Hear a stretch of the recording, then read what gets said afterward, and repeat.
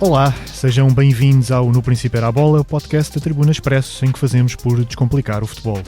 Eu sou o Diogo Pombo e comigo estão os protagonistas de um debate sem querelas nem picardias. Olá, Tomás da Cunha e Rui Malheiro. Olá, Diogo. Olá, Rui. Olá, Diogo.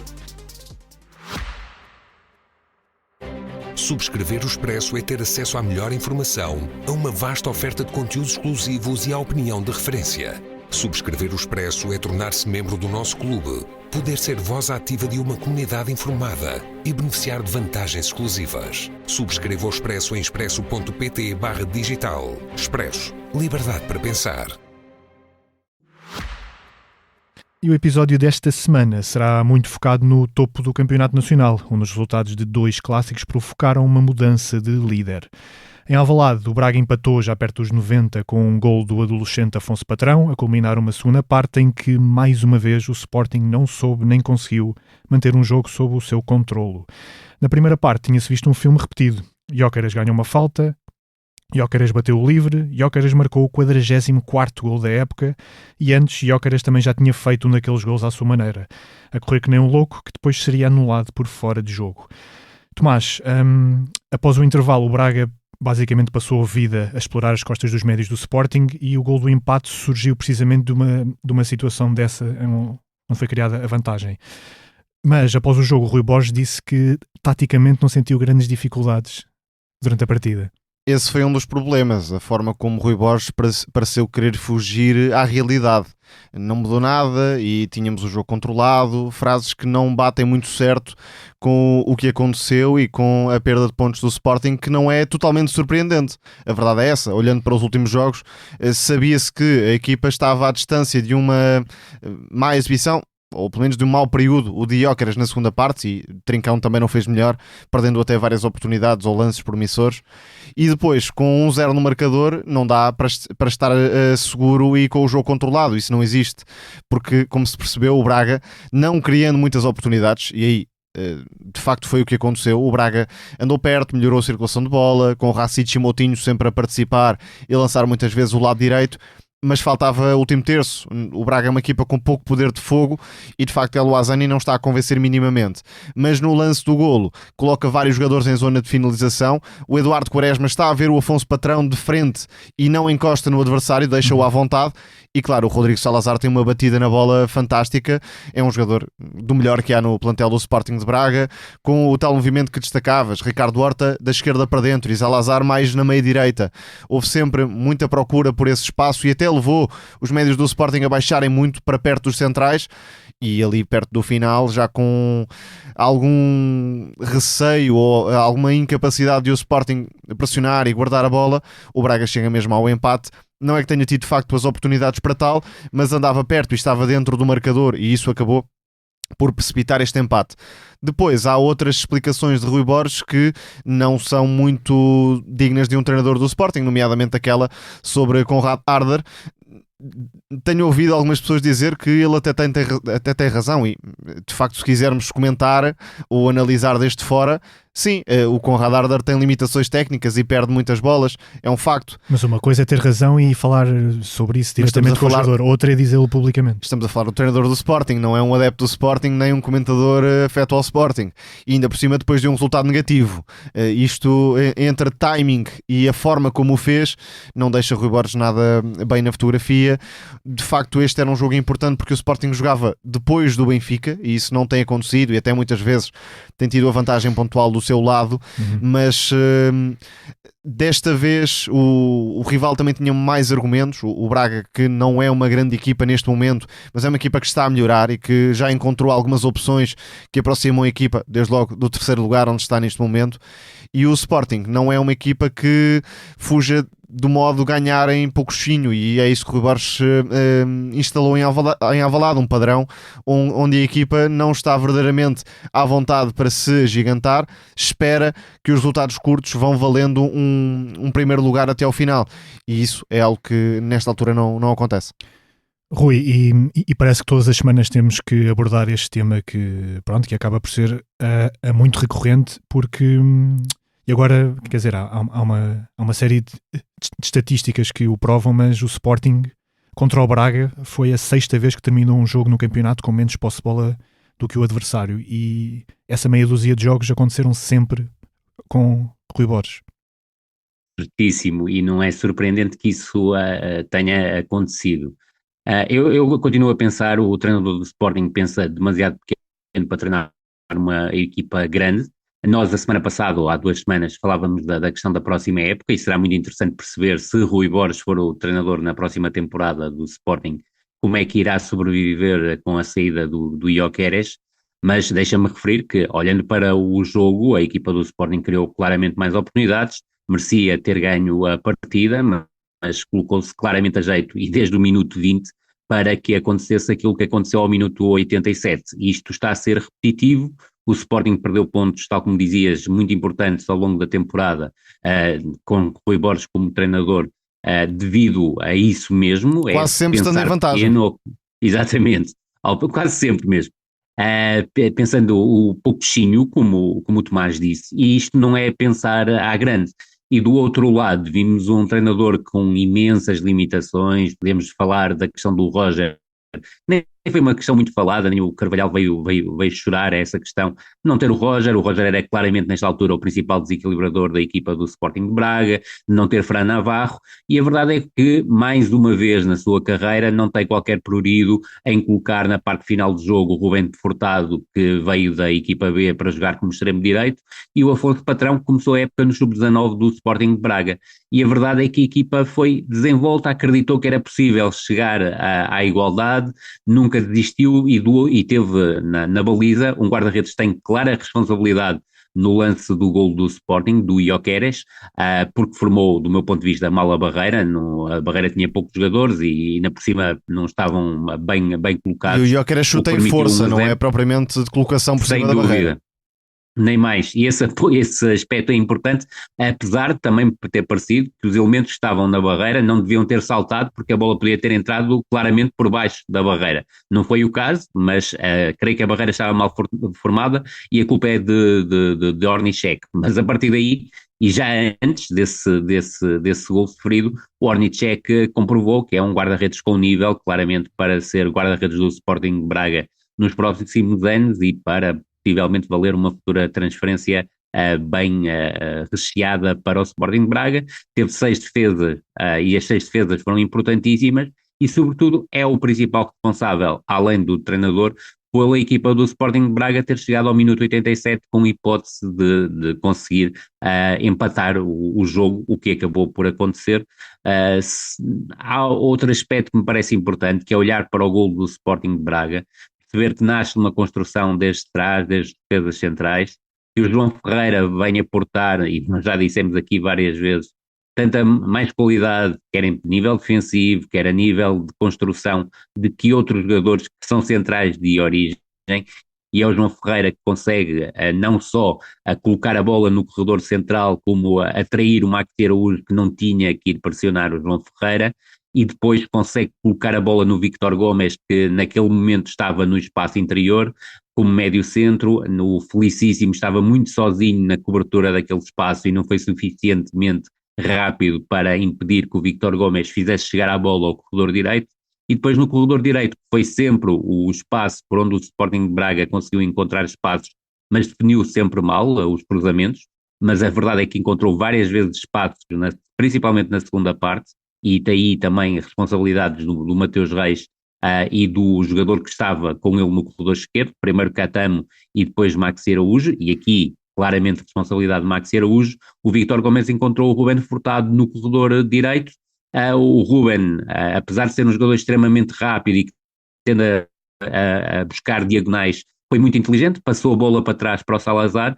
Quem salta é o Gonçalo Inácio, que não pressiona minimamente o internacional uruguaio, que faz um cruzamento cirúrgico, tal como Tomás dizia há pouco, que encontrou muito bem o Afonso Patrão, destemido entre os defesas centrais de Sporting, Quaresma e o Diomande, mas a verdade é que o Quaresma, muito sinceramente, tinha que fazer mais naquele não é um lance, central capaz de defender cruzamentos, é muito forte em antecipação, aliás fez um bom jogo em geral, mas sofre quando tem de defender a área.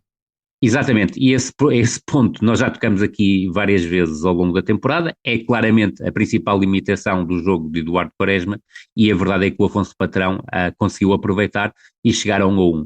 Depois, deixar aqui uma nota que o Tomás já deixou, eu creio que a conferência de imprensa de Rui Borges pós-jogo é talvez um dos piores momentos da temporada a nível de conferências de imprensa, e em Portugal, infelizmente, temos conferências de imprensa muito fracas, mas isso torna-se muito mais grave quando estamos a falar de um treinador de um clube grande. Um treinador de um clube grande que dá como resposta a um jornalista que não tem justificações para dar sobre as suas substituições, e nomeadamente sobre o facto de só ter lançado o Conrad 2025 e os treinadores ainda acham que as justificações são para os jornalistas e não para os adeptos. E ainda por cima ele Claro antes que disse sim. que estar bem ciente de que está sempre sujeito à crítica, portanto é uma contradição. Não, mas não está.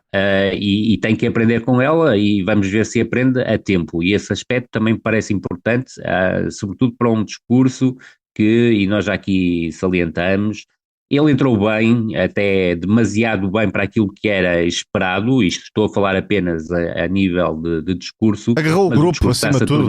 Esse é o grande mérito do Borges. Sem dúvida alguma. Agora, e sobretudo, ter as bancadas do lado dele, ou seja, até ontem, o Sporting, e no caso do Rui Borges, não se pode queixar minimamente de falta de apoio a partir da bancada, porque tem tido, e os adeptos do Sporting têm tido paciência com ele como não tiveram com outros treinadores que chegaram em situações similares ou próximas às dele. E a verdade é que havia claramente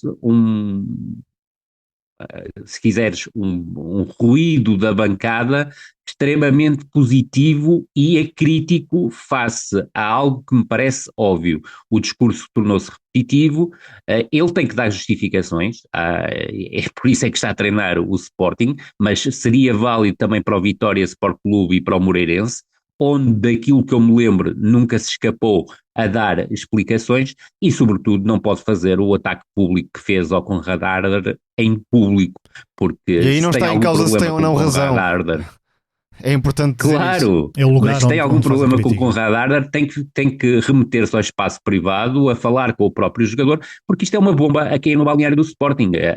Se todos sabemos que o balneário do Sporting tem um lado escandinavo muito forte, com jogadores com um peso superlativo, se quisermos, em termos do jogar da equipa, nenhum jogador vai ficar satisfeito, e não estou a falar só do conjunto de escandinavos, mas nenhum jogador vai se sentir satisfeito, e os jogadores pensam o jogo, também é importante que isso seja bem perceptível, e muito provavelmente também os jogadores não se sentiram confortáveis com o facto de um treinador poder lançar o Conrad Harder ao minuto 60 e ao minuto 70, ou ao minuto 70, trazendo benefícios ao jogar da equipa do Sporting, e só ter feito depois do 1-1. E a verdade, e isto já até é repetitivo, e nós dissemos isto quando o Sporting ganhou e quando o Sporting não ganhou, é que as substituições de Rui Borges são extremamente previsíveis, e é como o Tomás diz, e muito bem, é uma expressão muito interessante, que isto é muito pouquinho, e a verdade é que se sente muito mais quando se perde uma liderança isolada e está à beira de o Sporting perder um campeonato que teve com mão e meia, para não dizer com as duas mãos, bem agarradas ao campeonato. Aí, se olharmos para o contexto, nesta altura o Sporting deixa de ser uma equipa ambiciosa ali a partir dos 20, se estiver a ganhar então É isso. é certinho. Quanto mais cedo marcar um gol. Portanto, a questão do cansaço é muito relativa. É óbvio que o Sporting, com as dificuldades que tem, sobretudo no meio campo, vai perder alguma capacidade de pressão e alguma energia a partir dos 60, 65 minutos. É normal que assim seja, mas não é isso que temos visto. O Sporting até acaba por ser algumas vezes prejudicado quando marca cedo, porque é sinal de que vai dar jogo ao adversário, vai permitir que o adversário acredite que é possível chegar à baliza do Sporting e até se solte muitas vezes nesse sentido. Depois, individualmente, e saltando a questão do meio campo, que de facto limita muito as opções de Rui Borges, o Conrad Harder não serve, de facto, porque não é um extremo, é um jogador que tem limitações técnicas para jogar a 60 metros da baliza, não é Gyökeres nesse sentido, que transporta muito facilmente a bola e ganha o espaço contra os centrais adversários. O Biel não serve, porque e repara até, obviamente... Tomás, e concordarás comigo, o Gyökeres na segunda parte desaparece, e isso também tem a ver com o facto do Sporting não ter conseguido chegar ao 2-0. A segunda parte do Gyökeres é o pior que fez em 3, Isso 4 mesmo. semanas de longe, perdendo a influência, Verdade. tendo alguns passos errados, e o Trincão, que tentou individualmente, também em muitos lances foi algo individualista e perdeu boas possibilidades de o Sporting Sem matar o dúvida. jogo naquela altura. Mesmo Mas tendo sido o principal criador do Sporting na segunda parte. Agora é como tu dizes, Sim, sempre mas está individualista, no pior sempre em momento esforço. de campeonato, está no pior momento. Concordo. Claramente, claro, Concordo. com muitos minutos nas pernas, mais do que seria devia. desejável na Sim. perspectiva do Sporting, mas está a refletir-se também nas exibições de Trincão, nas exibições mais recentes. Depois, ainda sobre a gestão da segunda parte, o Konrad Arder não serve porque é um jogador trapalhão, e foi a expressão de Rui Borges. O Biel não serve porque, claro, é um jogador de 1,67m ou 68, franzino, é para jogar lá em cima, não é para jogar a 60 Isso. metros da baliza. Mas a mesma coisa servia para o Marcos Edwards, se estivesse no plantel do Sporting. Também não iria servir, Exatamente igual. porque é um jogador de condução, de espaços curtos, para estar lá em cima, não para jogar a 50 ou 60 metros da baliza. A Por questão isso, é a postura coletiva da equipa. era aí que eu ia chegar. Se calhar é preciso pensar primeiro se é o treinador que o Sporting quer, se faz isso. jus ao estatuto do clube, se é normal que uma equipa como o Sporting, por mais dificuldades que até tenha tido ultimamente, deva abdicar dos jogos tão cedo e expondo-se a adversários, alguns deles com pouca qualidade para aproveitar isso, é um facto, mas em muitos momentos jogando o resultado para cima da roleta russa, e quando assim é, claro, está sempre mais perto de comprometer as hipóteses. Por isso, eu acho que o Biel individualmente é um jogador com algumas qualidades técnicas, até podemos comparar aí com o Marcos Edwards de alguma forma, mas claro, não serve para o Sporting, é um erro redondo, eu não sei se de mercado, eu acho que o Sporting se calhar também não imaginou que o Borges ia ser tão conservador na Isso. forma como colocava o Sporting a jogar, e portanto o Biel é o que disse ontem, não serve absolutamente para nada nas segundas partes, e esse era o contexto em que ia jogar, era na segunda parte, porque não é um titular, nem vai ser. Se na segunda parte também não tem contexto mais ou menos ideal para poder mostrar alguma coisa, o E não tem. dinheiro foi completamente mal gasto. Mal gasto, obviamente. É de referir também que uma equipa que é capaz de fazer os 15 minutos, os primeiros 15 minutos que o Sporting fez, não pode eclipsar-se e, sobretudo, ter um desconforto com bola, que é uma coisa que não cabe na cabeça de ninguém. É certo que Yulman e Debast, mais uma vez, e estamos aqui a referir, e já referimos isto mais do que uma vez, não é a dupla de médio centro ideal para uma equipa adormecer o jogo com bola, mas a verdade é que o Sporting teve espaços para conseguir adormecer o jogo com bola e não pensar que controlar o jogo passa só pelo momento defensivo. Isso é o maior erro. Ricardo Carvalhal até fez, do meu ponto de vista, uma análise crítica à equipa do Sporting que devia fazer o Rui Borges pensar, que é, eles pensavam que tinham um jogo controlado, que é uma frase que deve ficar e bem na cabeça do Rui Borges para as próximas jornadas, e já não são muitas para acabar o campeonato, e também está encaminhado nesse sentido para chegar à final da Taça de Portugal e para o próprio jogo da final da Taça de Portugal, porque a verdade é que não chegam 15 minutos de futebol, e a verdade é que o Sporting, independentemente, e volto a frisar, na segunda parte, em campo aberto, e principalmente a partir de esticões, esteve muito perto de fazer o 2-0, há 4 defesas determinantes do Ornichek.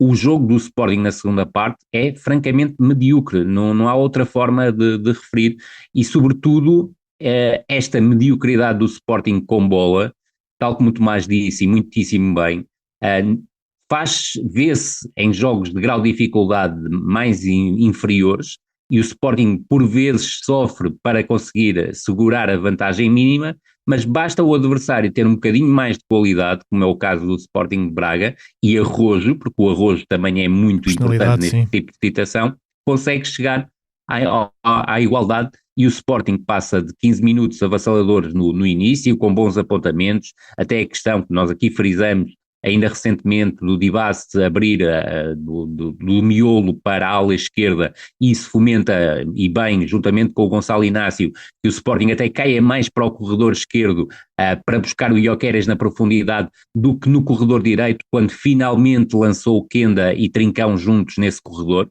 O Sporting atacou claramente mais na fase inicial pelo corredor esquerdo, onde também me parece que há aqui uma interrogação sem resposta. Qual é a necessidade do Rui Borges colocar sempre pelo menos um lateral de perfil defensivo quando não coloca 2 laterais de perfil mais defensivo? Ou seja, quando Maxi Araújo joga à esquerda, quem joga à direita é Fresneda, e agora que finalmente, e bem, recuperou o Kenda para a posição de ala direito, tem que jogar com o Mateus Reis como defesa esquerdo. É uma coisa que eu não consigo perceber. Mas eu acho, e parece-me importante fazer esta distinção, o problema de Rui Borges não é tático, pelo menos no meu entendimento. Não, aliás, o jogo contra o Braga foi bem preparado, identificou que com o recuo do Gabriel Martínez podia ter ali uma abertura no lado direito da linha média do Braga, e aí apareceu o Debaste, também com o Mateus Reis mais subido, ia meter a bola no gol anulado a Gyökeres, com o Gonçalo Inácio também a alargar por vezes para ter abertura para fazer o passe.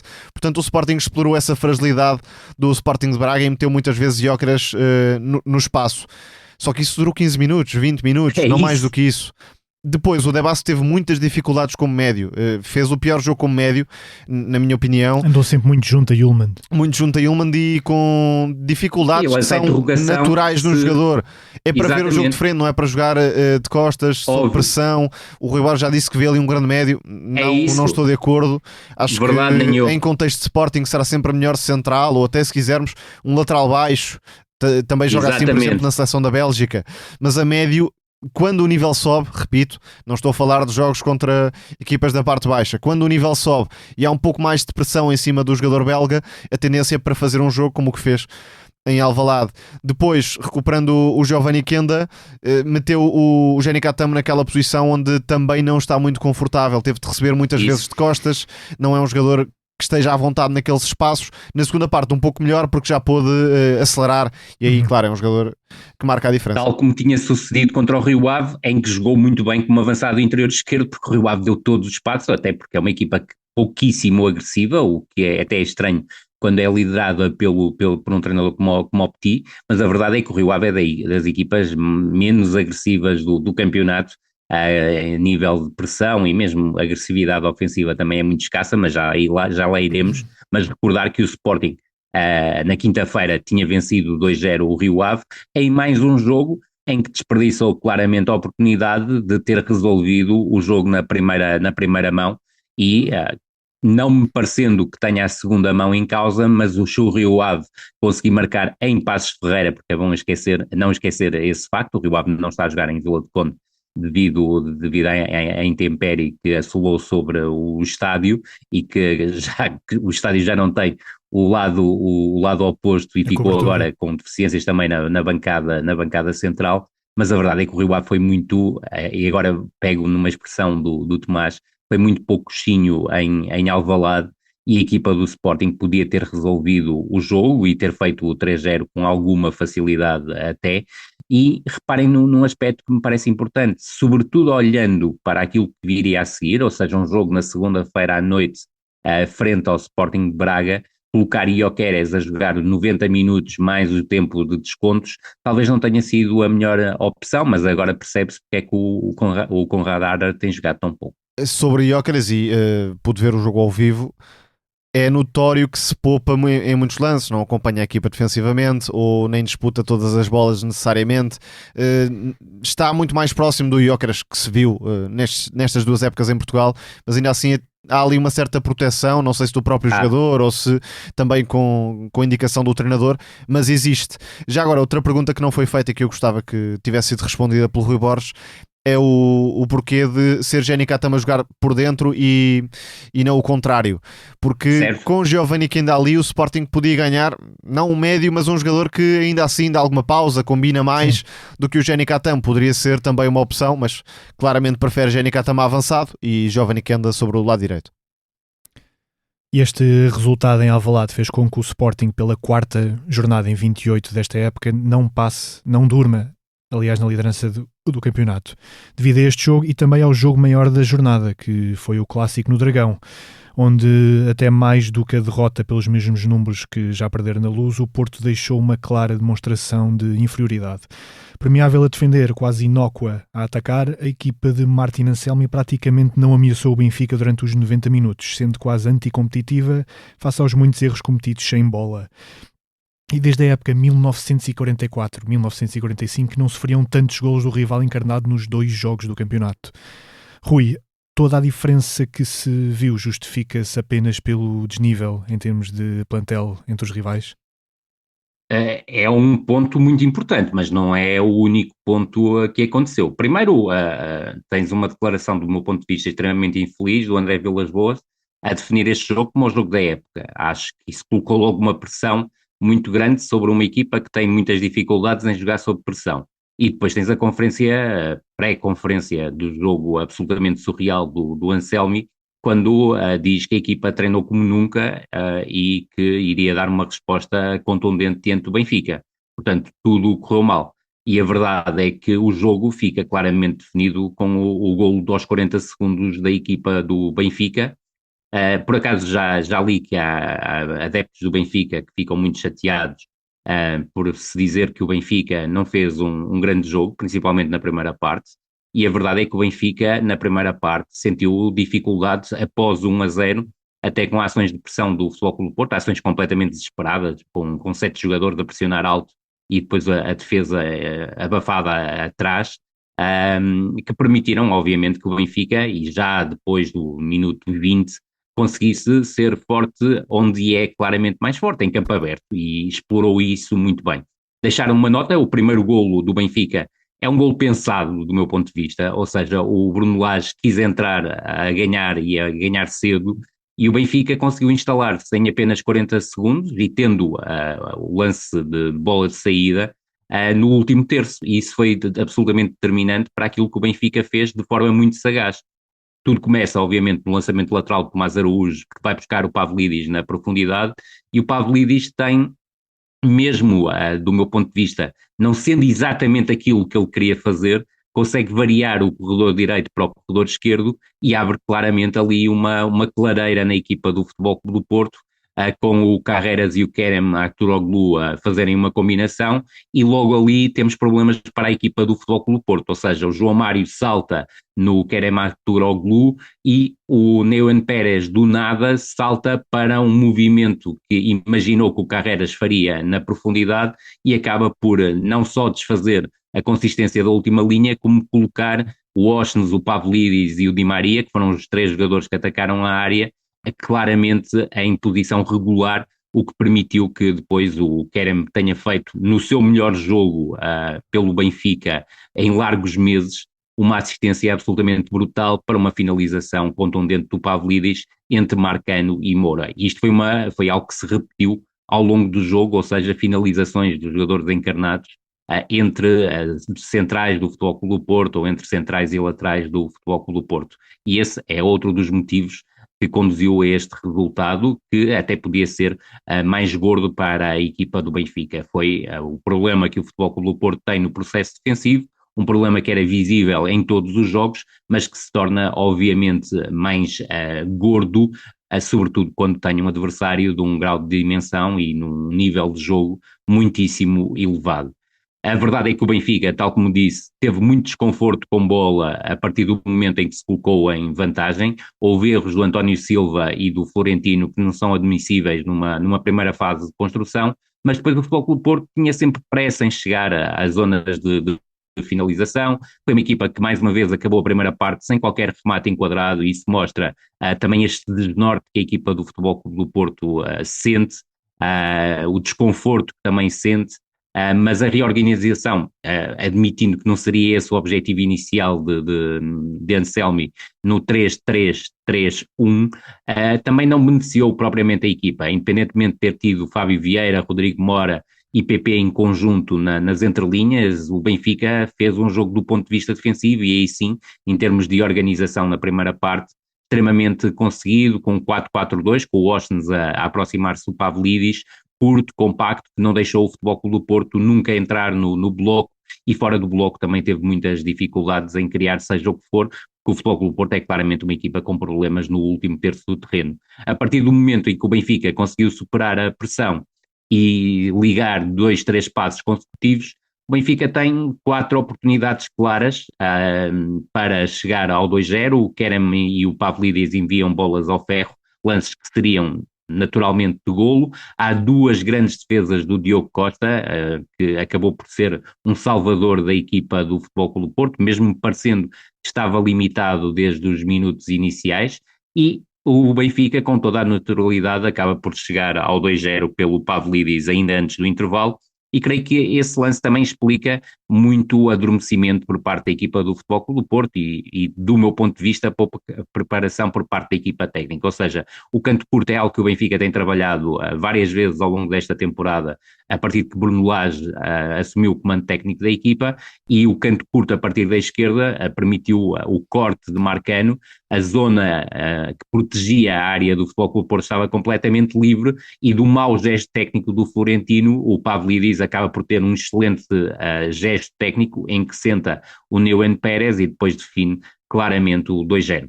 Na segunda parte, podia esperar-se uma reação veemente do Futebol Clube do Porto, até porque André Vilas-Boas, mal ao intervalo, foi ao balneário. Do meu ponto de vista, deve evitar este tipo de situações, até porque toda a gente sabe qual é a profissão de André Vilas-Boas. Tem de separar a linha entre ser presidente e ser treinador.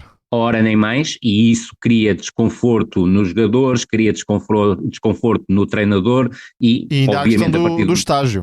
Exatamente, já lá chegaremos, não é, Tomás?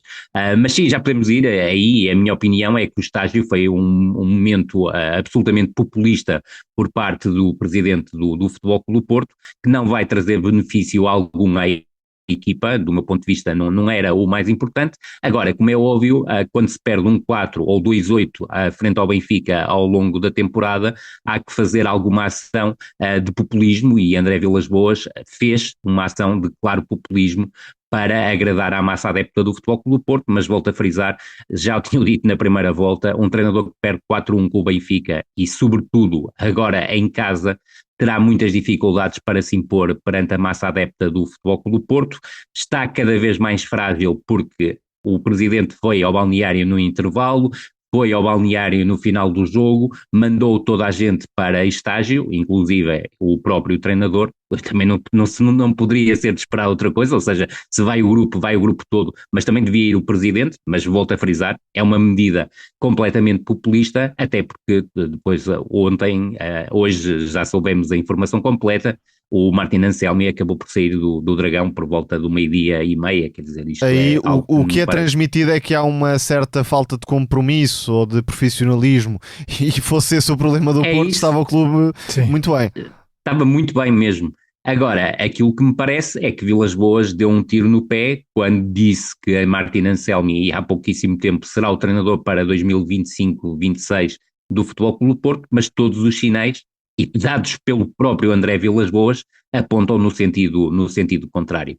Agora, há muito que pensar na equipa do Futebol Clube do Porto, mas voltando ao jogo, dizer que a segunda parte do Futebol Clube do Porto esperava-se uma entrada veemente, uma entrada à Futebol Clube do Porto, mas nada disso aconteceu. E o Benfica finalmente, e aí sim, conseguiu ser uma equipa capaz de ter bola, capaz de gerir os ritmos do jogo e continuar a ser perigosa na chegada às zonas de finalização, e juntando outro aspecto que me parece muito importante, ou seja, no momento de transição defensiva, consentiu muito pouco ao Futebol Clube do Porto. Anselmi quis ter o golpe de asa, colocar o Martim Fernandes como central direito e colocar o Gonçalo Borges como extremo direito, que permitia que o João Mário, em momento ofensivo, fosse médio interior direito, ofensivo, claramente. E a verdade é que o Futebol Clube do Porto, também com algum adormecimento do Benfica e com a questão do Tomás Araújo ter saído para entrar o Dal, acabou por consentir a primeira grande oportunidade ao Futebol Clube do Porto, uma jogada desenhada entre o Martim Fernandes e o Gonçalo Borges, que encontrou o Samu ao segundo posto e o Samu falhou a finalização.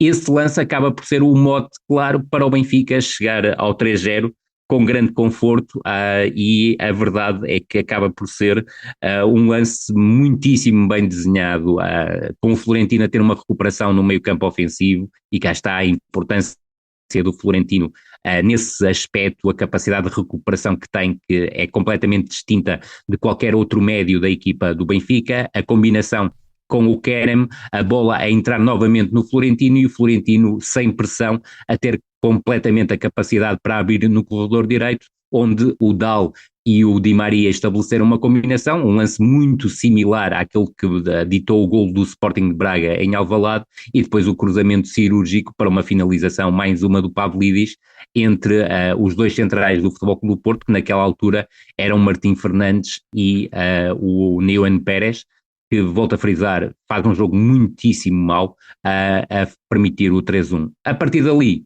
a fazer o 3-0, a partir dali o Benfica continuou confortável no jogo, teve hipótese de fazer o 4-0, o Futebol Clube Porto reage e acaba por conseguir o golo por intermédio do Samu aos 81 minutos, e cá está. Um aspecto importante é que há uma combinação muito inteligente do Namazo a soltar o Gonçalo Borges no corredor esquerdo. O Gonçalo Borges finalmente, mesmo individualizando a jogada, conseguiu superar o Dal no 1 contra 1 e foi muito sagaz a procurar o espaço central. O Florentino estava deslocado, tinha ido atrás do Gonçalo Borges para fazer cobertura ao Dal, e o Gonçalo Borges procurou o espaço central. O Cockchu chegou atrasado, o Fábio Vieira fez o remate, o Trubin largou a bola, o que é, do meu ponto de vista, natural, e o Samu aproveitou a recarga.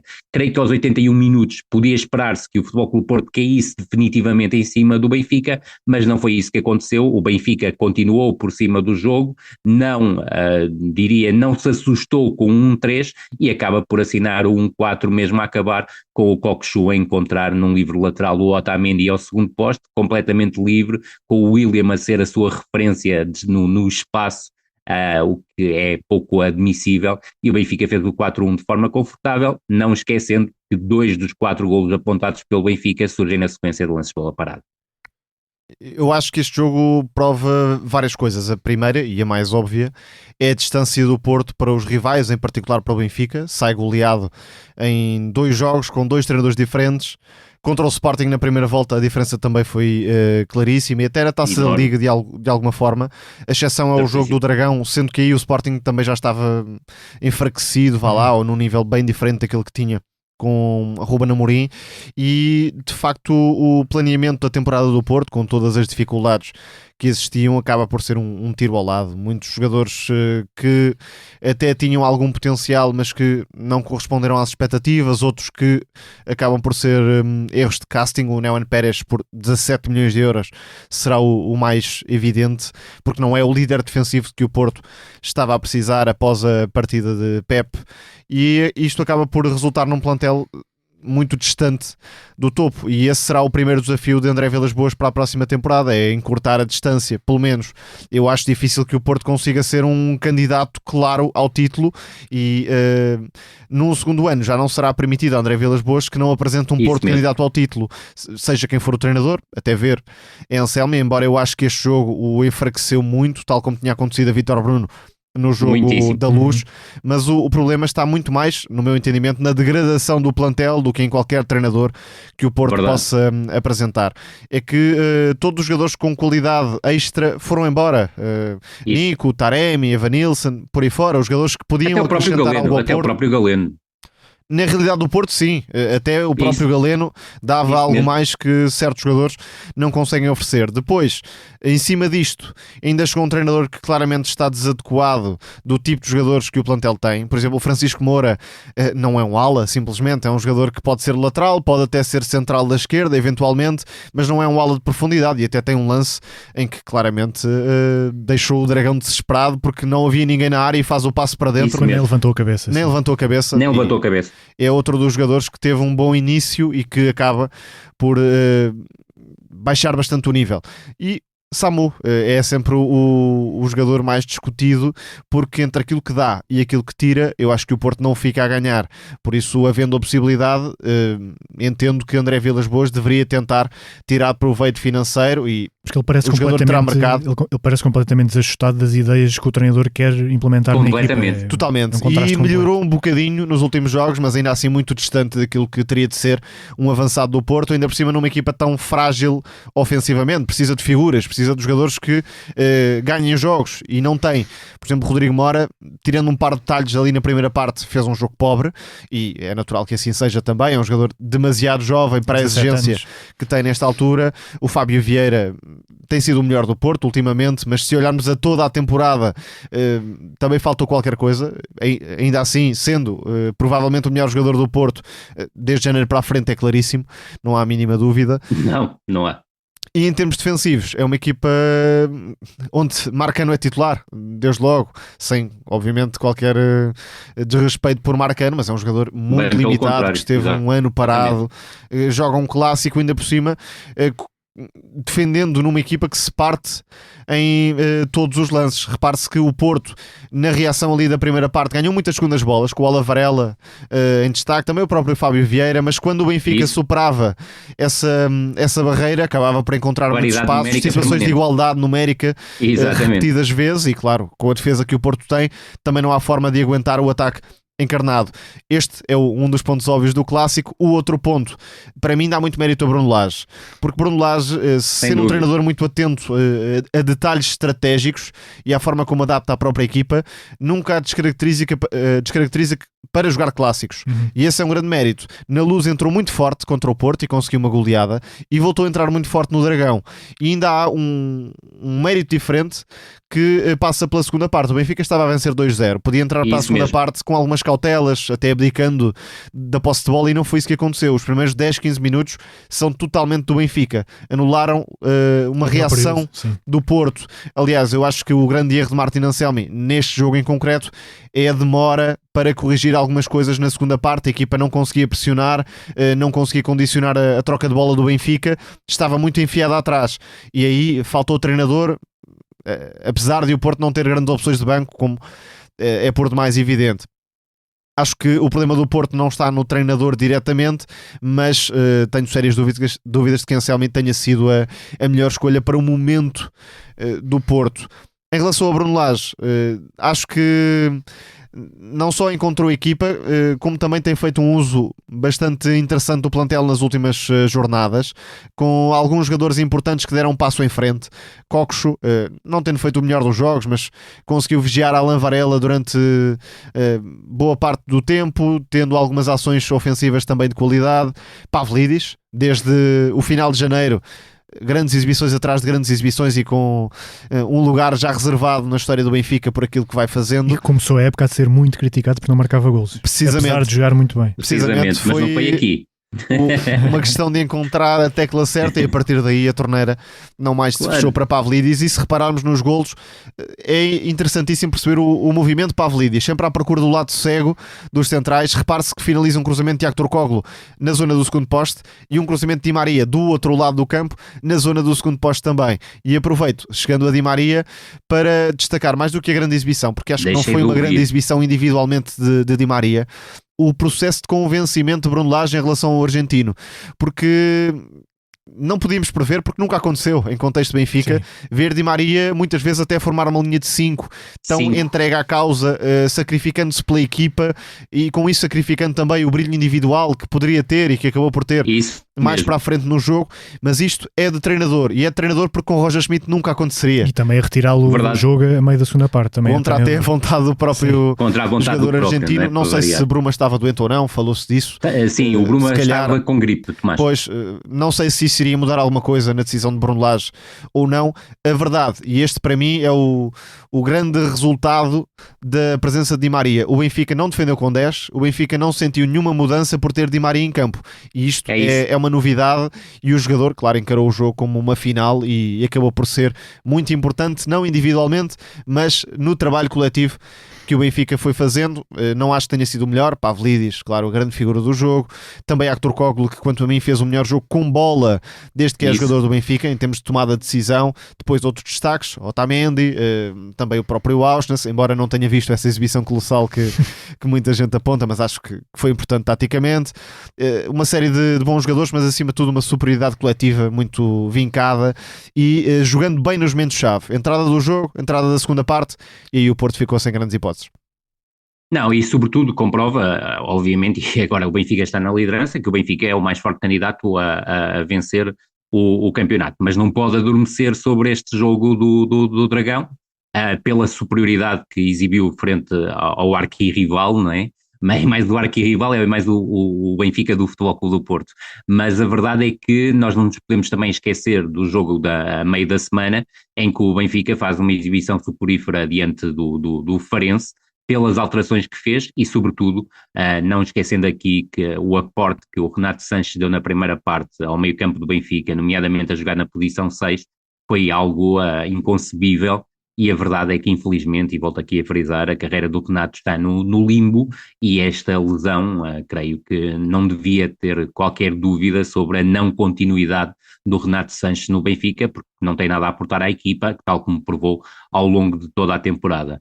Volto a frisar, acho que o Benfica neste momento é claramente o principal candidato à vitória no campeonato, e não é só por estar na liderança, é por tudo aquilo que o Tomás disse. Esta equipa, depois da derrota com o Casa Pia, a fase final da Taça da Liga, começou num processo de evolução que podia ter tido ali um revés com a questão da Champions, mas não teve, felizmente para o Benfica. A equipa tem vindo a crescer de jogo para jogo, é uma equipa que é letal em campo aberto, mas melhorou muito em termos de capacidade de ter posses longas e fazer posses longas com capacidade para chegar à zona de finalização, daí também, obviamente, o crescimento de Pavlidis como referência ofensiva do Benfica, e até o próprio Velotti, quando entra, tem mostrado a capacidade para fazer algumas coisas, mesmo apesar das suas limitações técnicas, por vezes a roçar o gritante, principalmente quando joga fora da área. Agora, o Futebol Clube do Porto, acho que há um aspecto que é fundamental. O Futebol Clube do Porto precisa de melhorar bastante o plantel, precisa. Mas indo aí, fazer... Rui, não sei se concordas ou não, mas na minha ótica, o André Vilas-Boas ainda não encontrou uma estrutura confortável. Aliás, eu não percebo vendo de fora, e repito, vendo de fora, ou seja, não sei exatamente qual a tarefa de cada membro importante da estrutura, mas Sim. Qual é o papel do Zubizarreta e qual é o de Jorge Costa e como é que esta estrutura funciona em termos de pensamento a médio prazo, e depois, acabando no treinador. Eu acho que nem Vítor Bruno, nem Anselmi são homens da verdadeira confiança de André Vilas-Boas. E construir um projeto esportivo desta forma nunca é fácil. Não é o melhor caminho, e repara que era isso que eu ia tocar, e aqui acredito que estejas completamente de acordo comigo.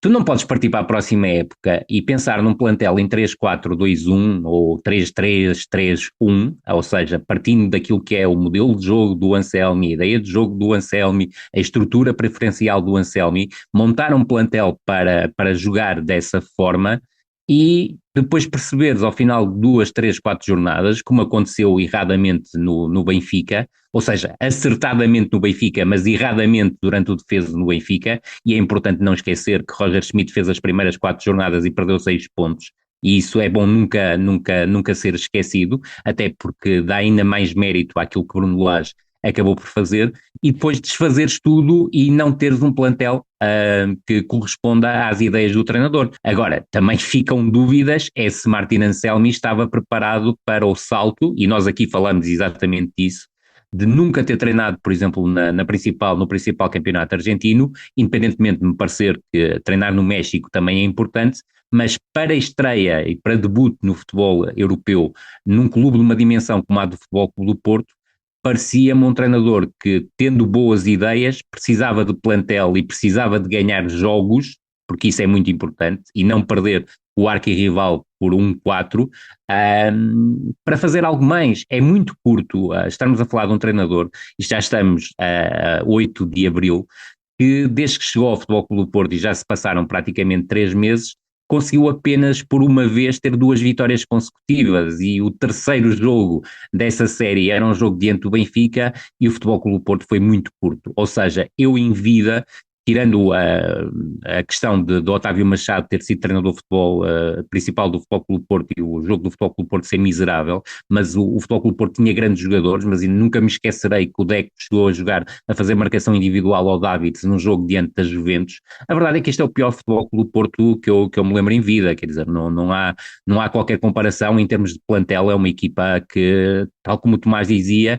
olha-se para o banco e percebe-se as limitações que a equipa tem, e se calhar até ao final da temporada, independentemente do Futebol Clube do Porto B a estar em posição periclitante, tem melhorado bastante nas últimas jornadas, diga-se, mas ainda assim está em zona de play-off, mas se calhar até em alguns momentos justifica que alguns jogadores da equipa B tenham oportunidades na equipa principal, face à falta de qualidade de jogadores que estão neste momento na equipa principal do Futebol Clube do Porto.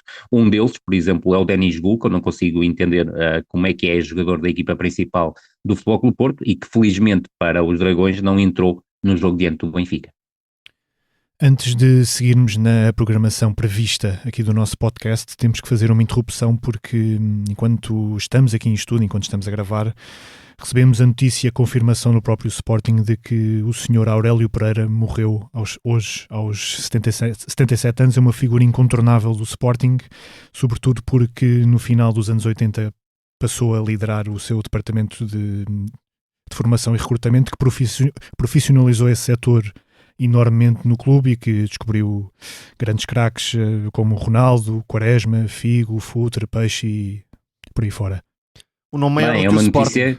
Exatamente. É um nome maior do que o Sporting, claro, obviamente ligado ao Sporting e ao desenvolvimento do clube como uma marca de formação mundial e descobrindo alguns dos principais nomes que marcaram o futebol português, mas também liderando um processo que depois se estendeu, obviamente, a outros clubes, e numa era em que o scouting, o recrutamento, a prospecção, como queiram chamar, funcionava muito à prova de olho, não é? E aí teve uma sensibilidade especial para conseguir detectar, boca a boca, os grandes talentos que marcaram o futebol português. Portanto, acho que a escola de formação em Portugal e a forma como também se criou uma aposta mais concreta e mais viável na formação, que agora, nos últimos anos, também se tornou um mecanismo de viabilização financeira, mas nessa altura, acima de tudo, valia o lado desportivo, e aí é o nome, obviamente, histórico do Sporting e do futebol português. É uma notícia que me deixa infinitamente triste, até porque tive a oportunidade e o privilégio de conhecer o Aurélio Pereira.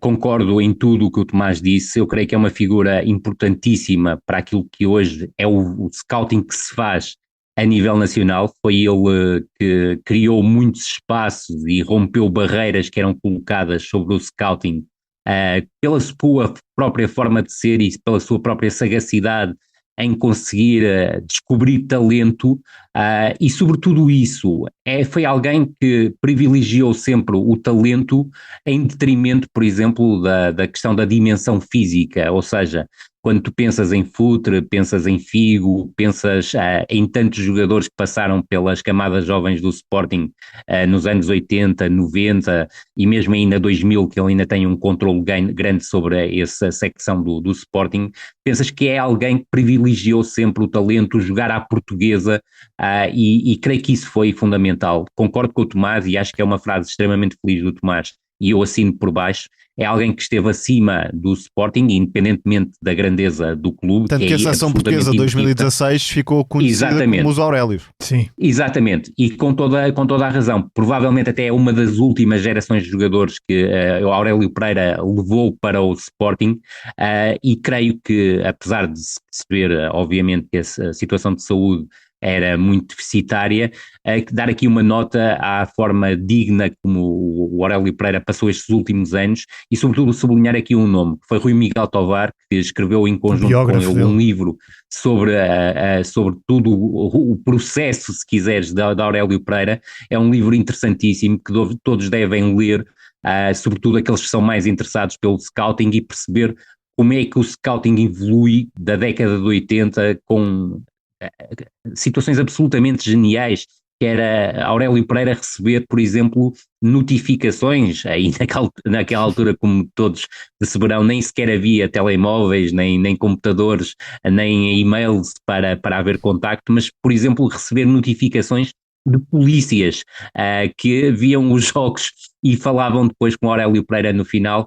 E cá está, aquele ponto que me parece essencial na questão de Aurélio Pereira, para além da questão da organização, é a sagacidade em descobrir talento e apostar em talento. Mas também há outro ponto, Rui, porque muitas vezes associamos o scouting, e é verdade, à descoberta, mas o scouting também tem depois o lado do convencimento. Sim. E aí Aurélio Pereira foi um grande mestre, sem dúvida. E sem dúvida determinante para desviar jogadores que poderiam e estiveram muito perto de assinar pelo Benfica e pelo Futebol Clube do Porto, e convencê-los que o Sporting era o melhor clube para irem. E esse aspecto que estás a tocar é importante até numa fase posterior. Já estamos a falar com academias, porque houve muitos jogadores, e alguns deles eu conheço pessoalmente, que optaram pelo Sporting, pelo projeto Sporting.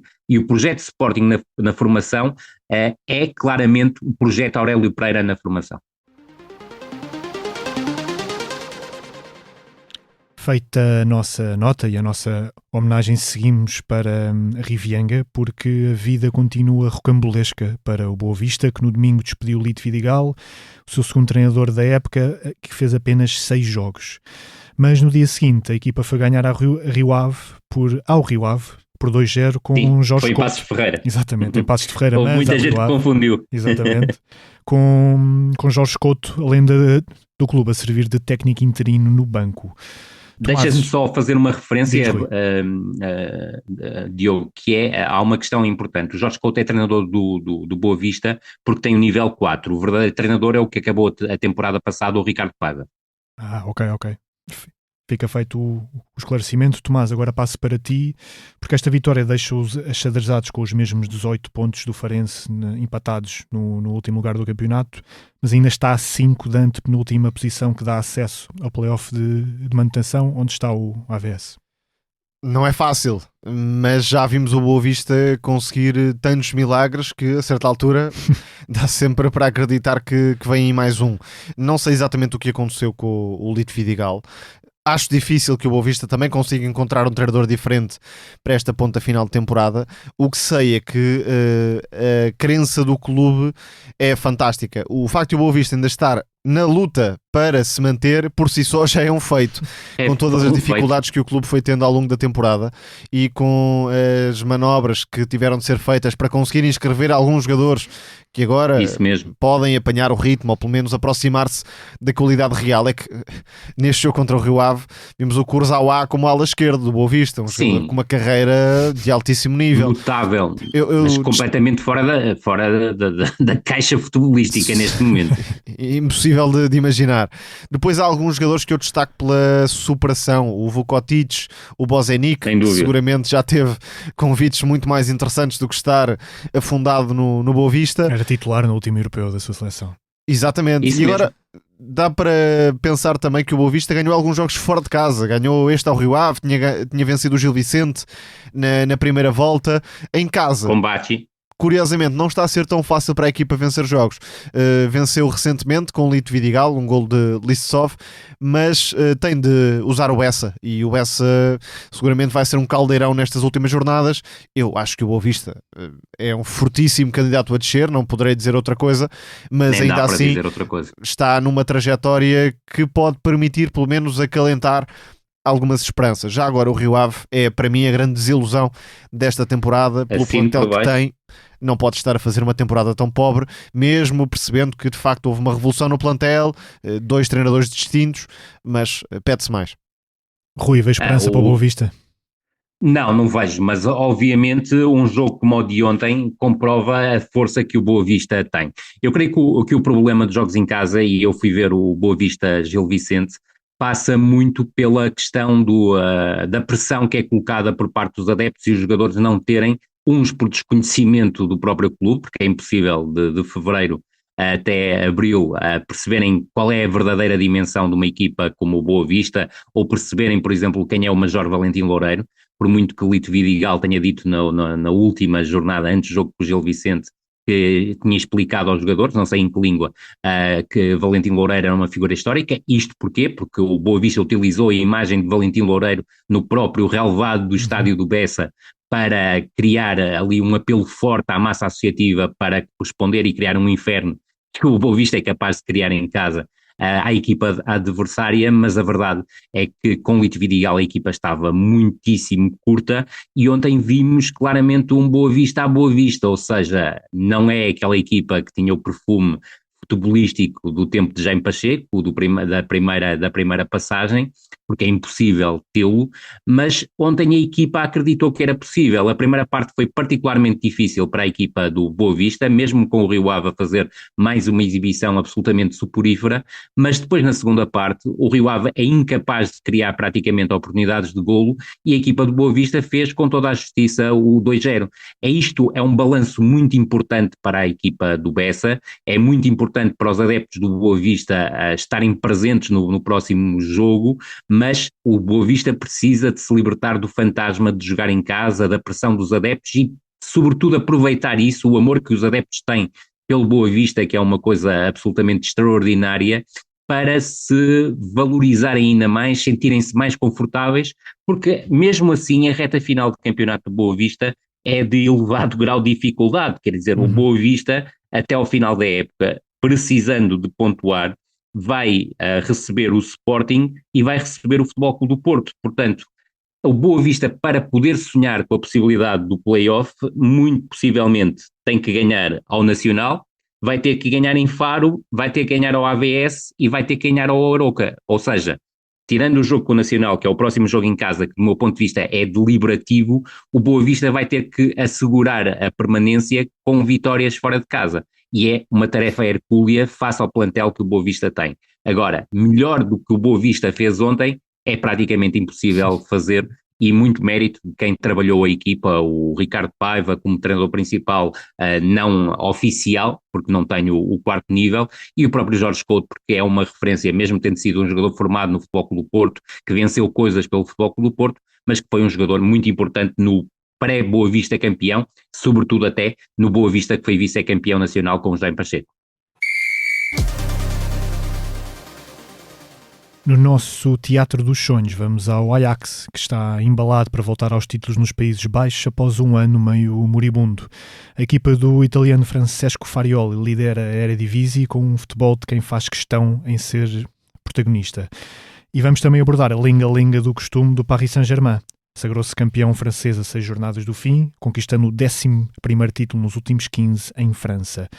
Mas Tomás, nunca nesta era dos milhões do Qatar o PSG teve uma equipa tão de autor como está a ser assinada por Luís Henrique. Sem dúvida, eu acho que o que há a destacar, porque competitividade não existe no futebol francês e não é de agora. Já agora, muito mérito para Luís Campos, porque os últimos títulos extra PSG tiveram Luís Campos no planeamento, quer no Mónaco, quer no Lille. Portanto, agora está no PSG, claro, com uma tarefa muito mais acessível pelas possibilidades que tem no mercado, mas ainda assim com uma transformação no plantel que é de assinalar, porque o PSG deixou-se das estrelas, não é que contrate jogadores, obviamente, com pouca qualidade, não é disso que se trata, mas não tem primadonas. Não tem, e viu-se, por exemplo, em Liverpool para a Champions, e começa também a Champions contra o Aston Villa.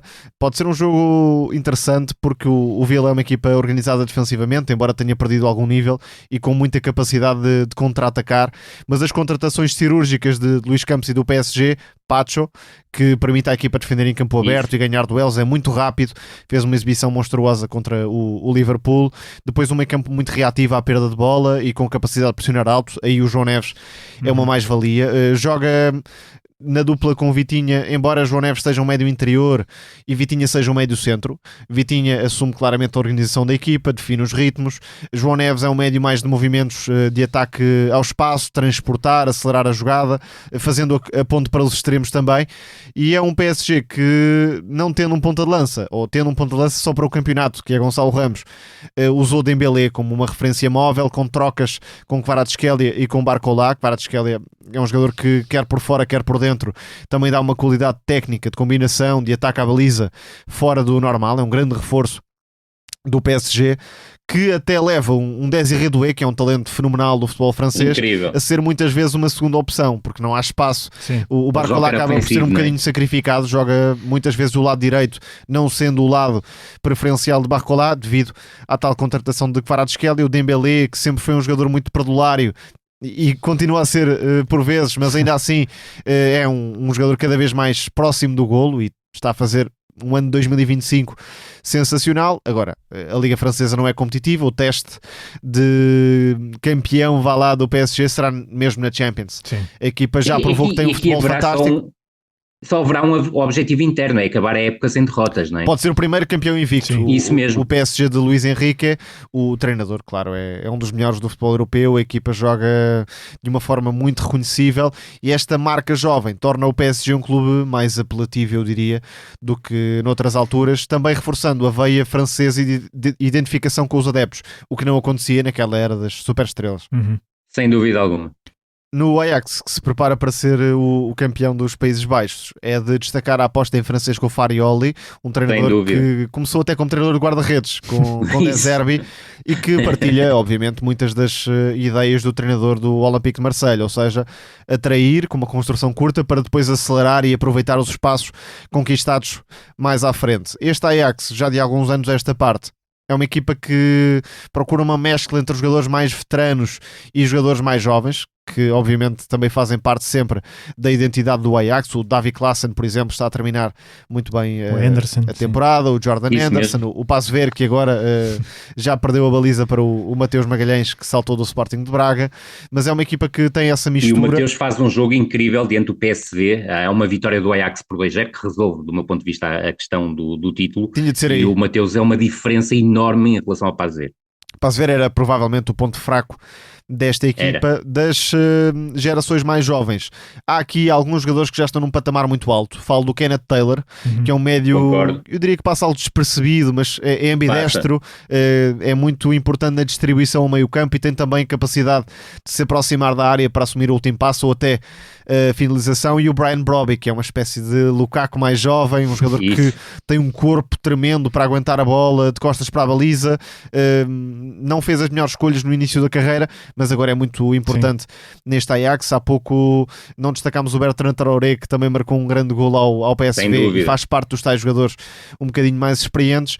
Dos mais jovens, também só uma referência ao Mika Götze, que é uma aposta clara do Farioli, e deixa-me dizer que por acaso já troquei mensagens com o Farioli já aqui há alguns anos, porque o Record há 3 anos mais ou menos, 2-3 anos mais ou menos, pediu-me para traçar o perfil de 6 treinadores de autor. E na altura o Farioli estava na Turquia e o texto, não sei como, chegou-lhe e tivemos a oportunidade de trocar algumas palavras. E a verdade é que, independentemente disso, e isso está claramente colocado à parte, eu creio que Benfica e Futebol Clube do Porto, no verão passado, perderam a hipótese de contratar um treinador que seria claramente revolucionário.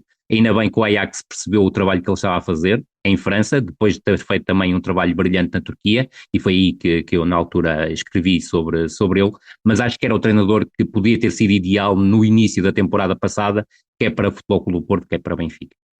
Em relação aos mais jovens, eu acho que o Mika Götze de facto é um dos mais talentosos, é um extremo esquerdo que joga com o pé direito, tem um drible curto fantástico. O sentido de baliza também, vai ser um dos grandes nomes do futebol belga. O Northin Mokyo é muito jovem, mas também pode ser um fenómeno, já foi muito elogiado pelas velhas glórias do futebol holandês. E depois, 2 defesas que são muito mais do que defesas. O Bass, central canhoto, que facilita muito a construção limpa a partir da defesa, e o Ato, que é um lateral moderno, ou seja, um jogador capaz de invadir as zonas interiores, com uma qualidade técnica sob pressão fora do comum. Por isso o Ajax, nesta mistura, é de facto a melhor equipa desta temporada nos Países Baixos e, em condições normais, vai ser campeão em breve. Para fecharmos em beleza, vamos à arte que vem depois para falarmos de um tipo que promete disputar com Aktürk Koglu o troféu de nome que mais ratoeiras vai pegar quando se tiver de pronunciar. É Georgi Koshorashvili, médio georgiano do Levante e já confirmado como reforço do Sporting para a próxima temporada.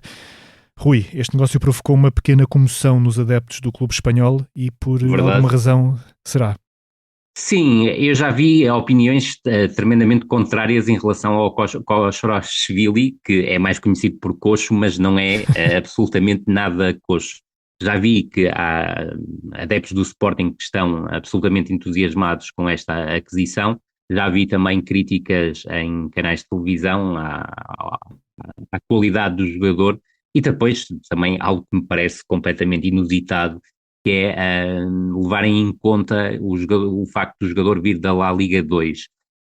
Para quem contratou o melhor jogador deste século no Championship, acho Exato. Que está tudo dito sobre o potencial da segunda divisão espanhola, onde, por exemplo, o Benfica contratou o Darwin Núñez, que nem sequer é um jogador que eu tenha grande predileção, mas contratar na Liga 2 espanhola é ser sagaz a olhar para o mercado, e creio que o Sporting foi sagaz a olhar para o mercado.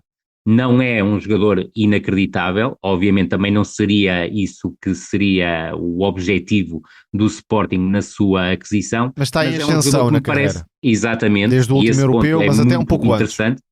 Não, e sobretudo estamos a falar de um jogador que teve capacidade de vir da Geórgia para a Espanha, aceitar jogar na 4ª divisão espanhola para valorizar a sua carreira.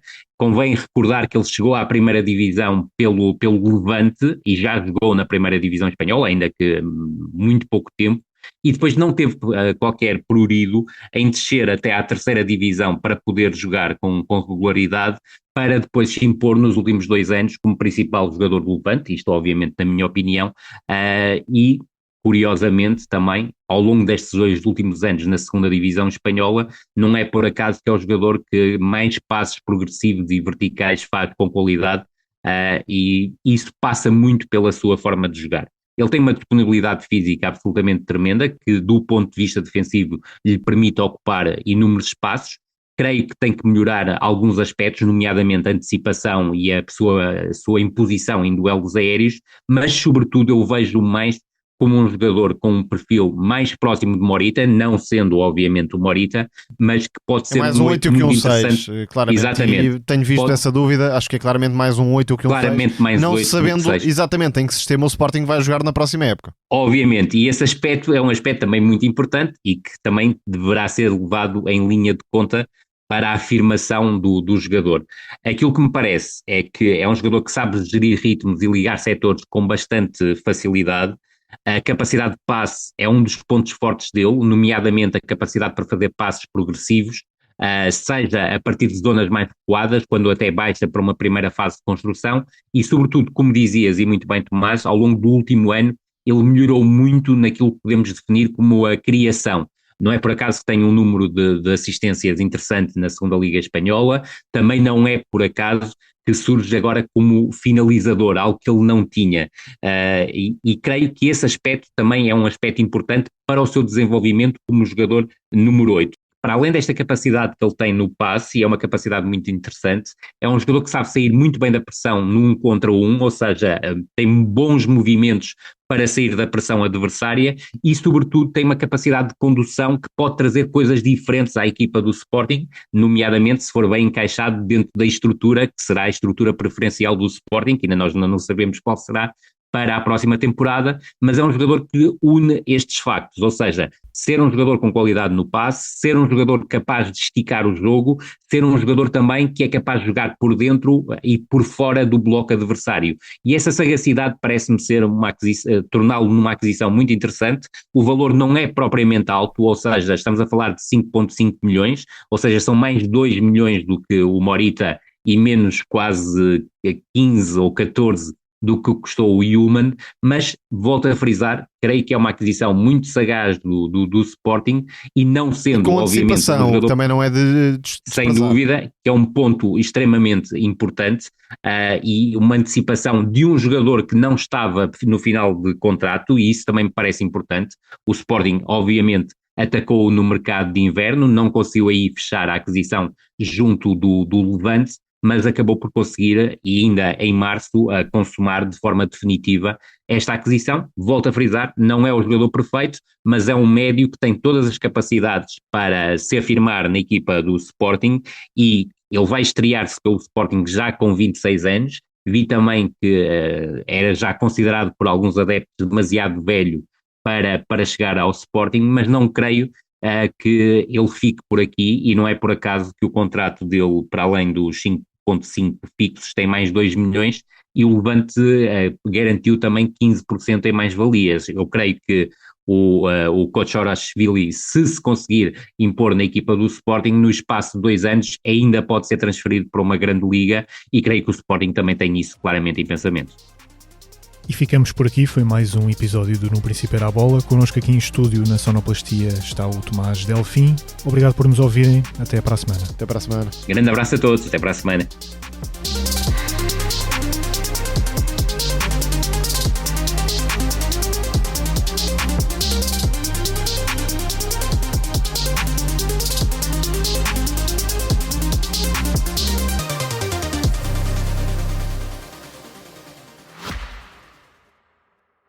Subscrever o Expresso é ter acesso à melhor informação, a uma vasta oferta de conteúdos exclusivos e à opinião de referência. Subscrever o Expresso é tornar-se membro do nosso clube, poder ser voz ativa de uma comunidade informada e beneficiar de vantagens exclusivas. Subscreva o Expresso em expresso.pt/digital. Expresso. Liberdade para pensar.